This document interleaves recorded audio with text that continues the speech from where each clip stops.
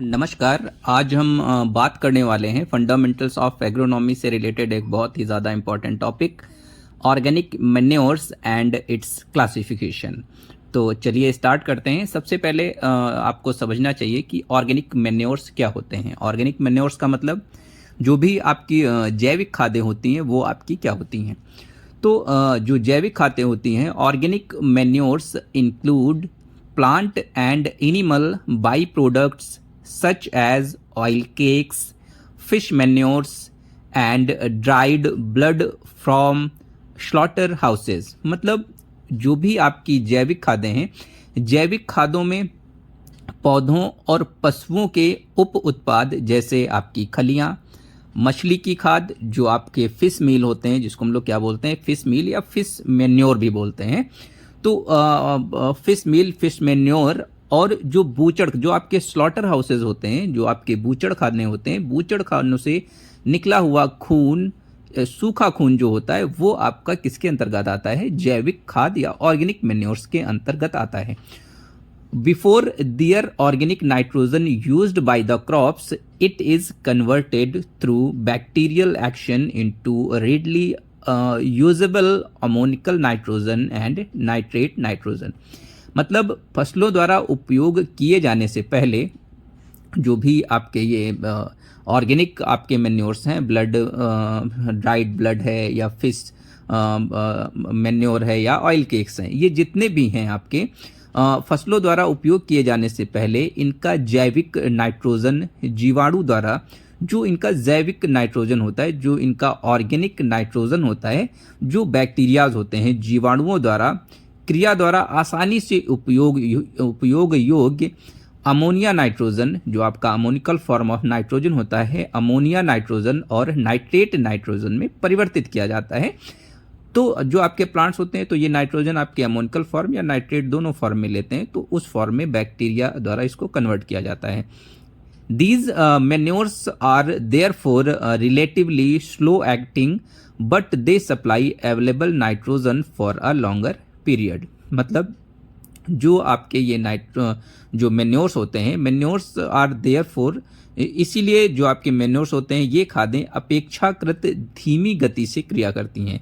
बहुत ही जो इनका एक्शन होता है वो बहुत ही आपका स्लो होता है, ये आपका स्लो एक्टिंग आपके होते हैं मैन्योर्स।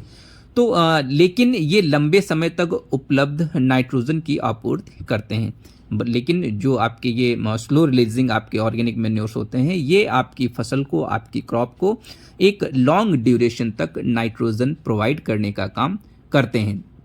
इसके बाद आपका नेक्स्ट आता है, हम जो आपके ऑर्गेनिक मैन्योर्स हैं उनको हम क्लासीफाई करते हैं। सबसे पहला जो क्लासिफिकेशन है बल्की ऑर्गेनिक मैन्योर्स। तो बल्की ऑर्गेनिक मैन्योर्स मतलब जो आपकी भारी जैविक जो भी खादें होती हैं उसमें आपका क्या आता है, तो उसमें बल्की ऑर्गेनिक मैन्योर्स में सबसे पहला जो आपका आता है वो आपका क्या है, FYM, जिसको हम लोग गोबर की खाद बोलते हैं।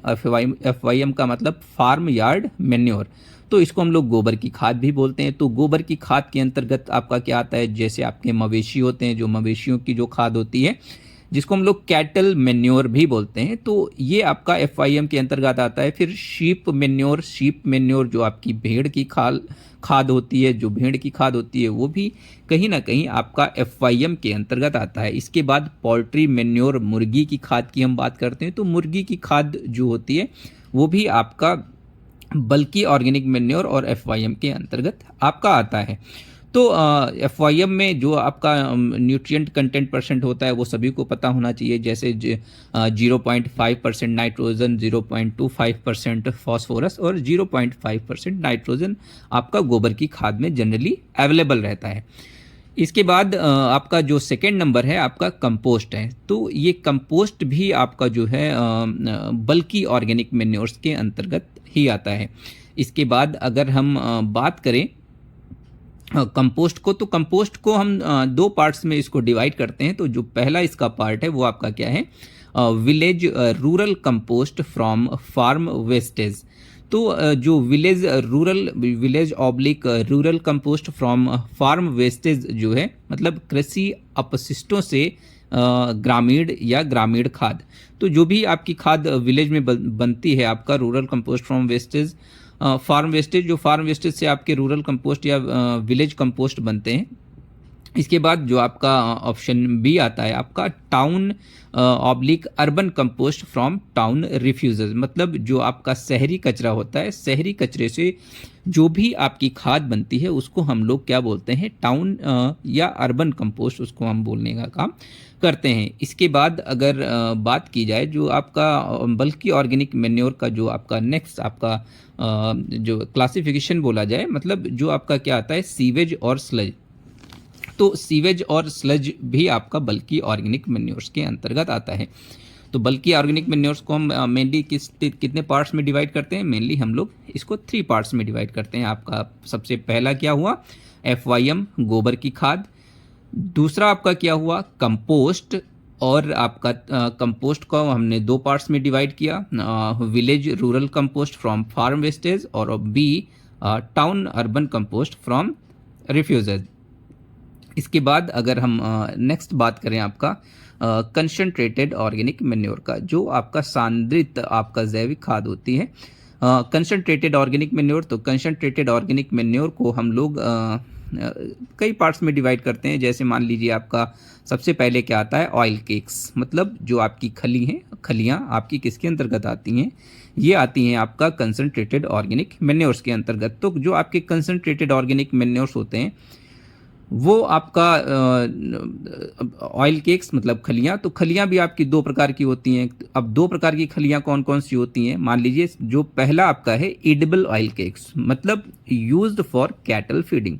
जो आपकी एडिबल ऑयल केक्स होती हैं वो आप क्या करते हैं, जानवरों को या मवेशियों को चारे के रूप में इसको हम लोग प्रयोग करने का काम करते हैं। जो आपकी खाद्य खलियाँ होती हैं, इसके जो कुछ एग्जाम्पल्स हैं, जैसे आपका मस्टर्ड केक है, सरसों की जैसे खली होती है, ग्राउंड नट केक है, मूंगफली की खली है, सेसम केक है, तिल की खली होती है, और लिनसीड केक मतलब अलसी की जो खली होती है।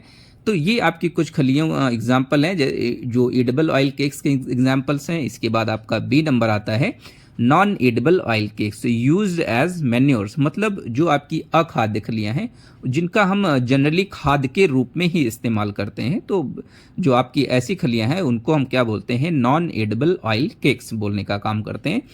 तो नॉन एडिबल ऑयल केक्स के अंतर्गत आपका क्या क्या आता है, तो इसमें आपका आता है नंबर 1 कैस्टर केक, मतलब जो आपका अरंड का पौधा होता है, अरंड की जो खली है उसको हम लोग कैस्टर केक बोलते हैं। और इसके बाद आपका जो नेक्स्ट आता है नीम केक, नीम की खली, ये भी आपका एक नॉन एडिबल ऑयल केक है। इसके बाद नेक्स्ट आता है सनफ्लावर केक, मतलब सूरजमुखी की खली।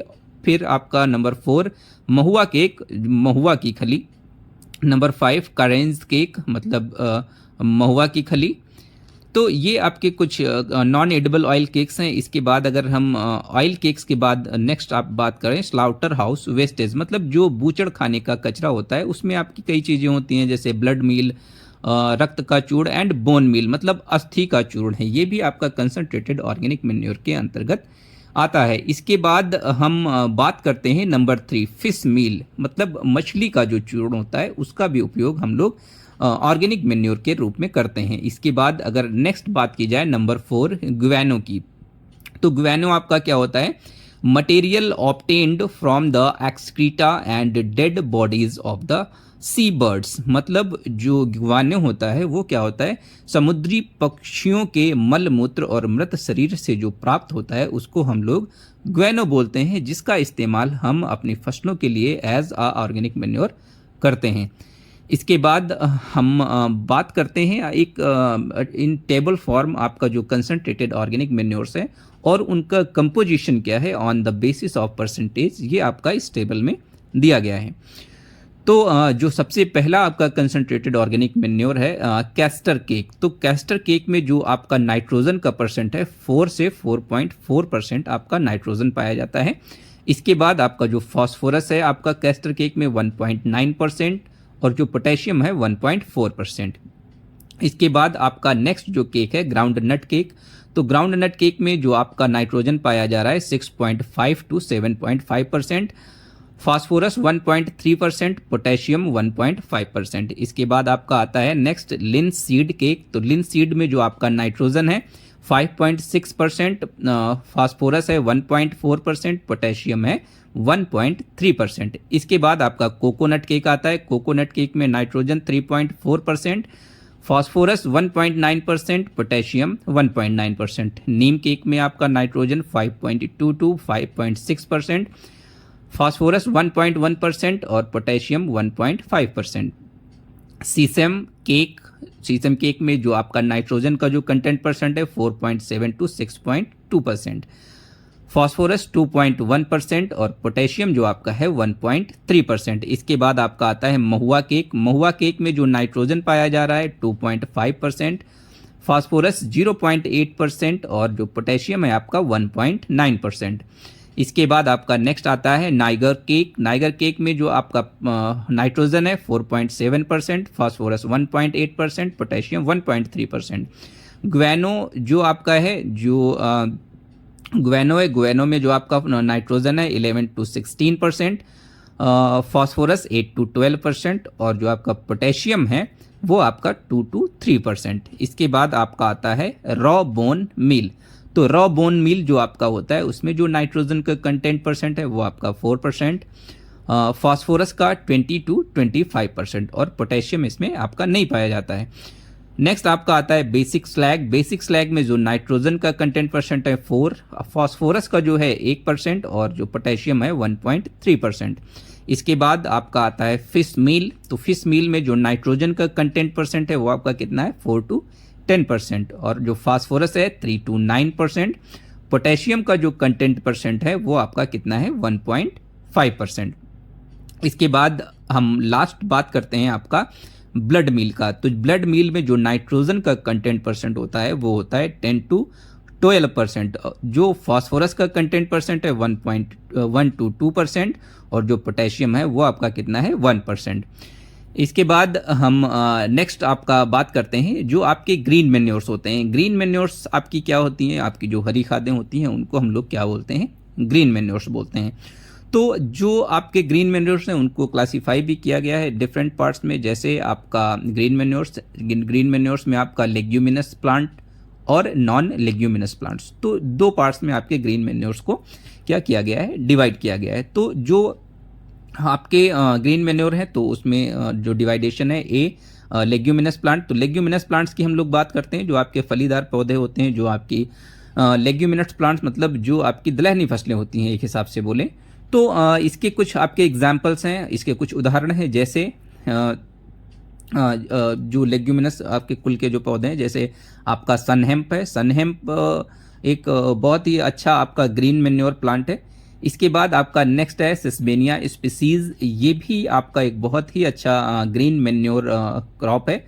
इसके बाद अगर हम बात करें मूंग बीन की, तो मूंग बीन भी आपका, जिसको हम लोग मूंग बोलते हैं, मूंग का भी हम लोग कंजम्पशन करते हैं एज अ जो आपकी दलहनी फसलें होती हैं उस रूप में हम लोग इसका कंजम्पशन करते हैं। तो मूंग बीन को हम as a green manure crop भी इस्तेमाल करते हैं, क्योंकि आप सभी को पता है कि ये एटमॉस्फेरिक नाइट्रोजन फिक्सेशन करने का काम हमारी रूट्स में करते हैं, हमारी सॉइल में करते हैं, जिससे हमारी सॉइल का जो नाइट्रोजन का स्टेटस है, जो उसका सॉइल जो फर्टिलिटी का स्टेटस है, उसको इंक्रीज करने में हमारी जो ग्रीन मैन्योर्स क्रॉप या जो आपके लेग्यूमिनस प्लांट या लेग्यूमिनस जो क्रॉप है वो बहुत ही अहम भूमिका अदा करती हैं। इसके बाद आपका काउपी है, लोबिया, ये भी आपका एक लेग्यूमिनस प्लांट है। इसके बाद आपका ग्वार आता है, इसके बाद आपका सेंजी आता है, इसके बाद आपका क्या आता है, बरसिंग। तो ये सभी के सभी कहीं ना कहीं आपका एटमॉस्फेरिक नाइट्रोजन फिक्सेशन करने का काम हमारे प्लांट की रूट्स में करते हैं, और सीधा बोला जाए तो ये कहीं ना कहीं आपका सॉइल में करने का काम करते हैं। इसके बाद आपका नेक्स्ट आता है नॉन लेग्यूमिनस प्लांट, मतलब गैर फलीदार पौधे अगर बोला जाए, नॉन लेग्यूमिनस मतलब नॉन लेग्यूमिनस प्लांट्स। इसके कुछ एग्जाम्पल हैं, जैसे शोरगम को भी हम as a green manure crop इस्तेमाल कर सकते हैं, जिससे आपके जो सॉइल का ऑर्गेनिक मैटर कंटेंट होता है वो आपका इंक्रीज होता है। इसके बाद पर्ल मिलेट, आपका बाजरा, मेज, मक्का, सनफ्लावर, सूरजमुखी, तो इनको as a non leguminous plant अपनी सॉइल का ऑर्गेनिक मैटर कंटेंट इंक्रीज करने के लिए हम इनका इस्तेमाल as a green manure crop कर सकते हैं।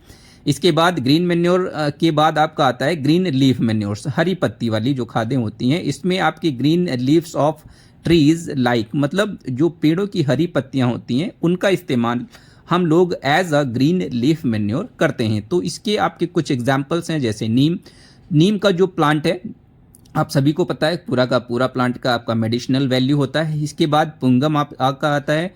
पुंगम जो है आपका, इसको भी as a green leaf manure इस्तेमाल करते हैं, और ग्लायरिसिडिया भी जो आपका है उसको भी हम लोग as a green leaf manure crop इस्तेमाल करते हैं। इसके बाद अगर हम बात करें nutrient content of green manure crops and green leaf manures, तो आपके जो ग्रीन मैन्योर क्रॉप्स और जो ग्रीन लीफ मैन्योर क्रॉप्स हैं उनका कुछ आपका कंपोजिशन दिया गया है यहाँ पे। तो सबसे पहले हम लोग शनहम्प की बात करेंगे, साइंटिफिक नेम क्रोटोलेरिया जेंसिया, और इसका जो नाइट्रोजन कंटेंट परसेंटेज 2.30 और फास्फोरस 0.50 और पोटेशियम 1.30। इसके बाद आपका मनीला अगाथी जो आपका एक पौधा है ग्रीन मैन्योर, सेस्बेनिया रोस्ट्राटा, इसमें जो नाइट्रोजन कंटेंट परसेंटेज 3.30% और फास्फोरस 0.60%, पोटेशियम 1.20%। इसके बाद आपका ढैंचा आता है सेस्बेनिया एक्यूलेटा, इसका जो नाइट्रोजन कंटेंट परसेंट है 3.20, फास्फोरस 0.60 और पोटेशियम 1.20। इसके बाद पिली परसारा आपका जो है पिली परसारा फैजियोलस ट्राइबोलस, इसका जो नाइट्रोजन कंटेंट परसेंट है 2.80, फास्फोरस जो है 0.50 और पोटेशियम जो है आपका 1.15%। इसके बाद आपका आता है सेस्बेनिया एस्पेसियोसा, इसका जो नाइट्रोजन कंटेंट परसेंट है वो आपका कितना है 2.71%, फास्फोरस जो है 0.53%, पोटेशियम 2.21%। इसके बाद आपका आता है कोलेंजी, तो ये टेफ्रोसिया परप्यूरिया, तो इसका जो नाइट्रोजन कंटेंट परसेंट है वो आपका 3.10, फास्फोरस 0.52 और पोटेशियम जो आपका है 1.18%।